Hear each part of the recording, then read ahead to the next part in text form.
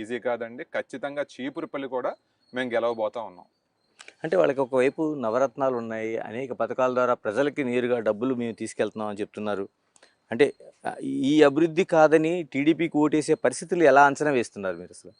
జగన్మోహన్ రెడ్డి గారు నవరత్నాల పేరు మీద ఏవో సంక్షేమ పథకాలు ఇస్తున్నారు. వాటినే దిస్ ఈజ్ ఎవ్రీథింగ్ అన్నట్టుగా ఆయన చెప్పుకుంటున్నారు. కానీ ఈ రోజున మేము గ్రామాల్లోకి వెళ్తా ఉన్నామండి.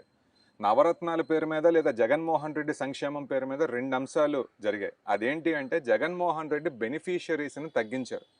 ఏవైతే సంక్షేమ పథకాలు ఉన్నాయో దాని ద్వారా వచ్చే అమౌంట్ ఏదైతే ఉంటుందో దాన్ని కొంచెం పెంచినట్టుగా అతను చూపించుకున్నారే కానీ ఎంతోమంది బెనిఫిషియరీస్ని తగ్గించేశారు.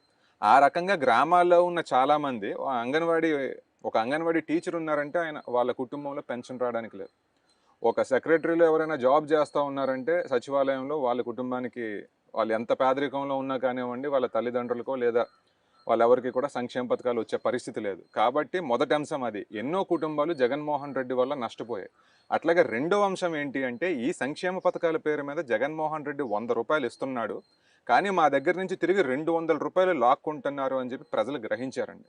వాళ్ళందరూ కూడా జగన్మోహన్ రెడ్డి మా దగ్గర బాదుడు చేసి మా జోబీల్లో నుంచే డబ్బులు తీసుకుని పరిపాలన చేస్తూ ఉన్నాడు. దీనివల్ల మా జీవితాలన్నీ కూడా సర్వనాశనం అయిపోయాయని చెప్పి ప్రజలు గుర్తించడం జరిగింది.